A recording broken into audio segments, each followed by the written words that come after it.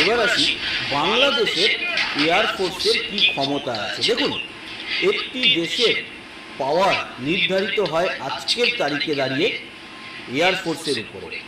তার কারণ এয়ারফোর্সই মূল কাজটা করে।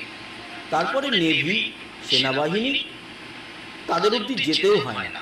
অন্তত বাংলাদেশের ক্ষেত্রে ভারত যদি মনে করে তাহলে 15 থেকে 20 মিনিটের মধ্যে সব কিছু ফিনিশ করে দিতে পারে। কেন? তার কারণ বাংলাদেশের কাছে তাদের আকাশে কোনো এয়ার ডিফেন্স সিস্টেম নেই। এবং যদি নেভির দিকটা বলা হয় তাহলে আপনারা দেখবেন আপনাদের কাছে যেরকম কোনো ডেস্ট্রয়ার নেই, এয়ারক্রাফট ক্যারিয়ার তো অনেক বড় ব্যাপার, ছেড়েই দিলাম, এবং ফ্রিগেটও খুব একটা বেশি নেই, 2-3টে আছে। ডেস্ট্রয়ারের সামনে ফ্রিগেট হচ্ছে চুনোপুটি। এয়ারক্রাফট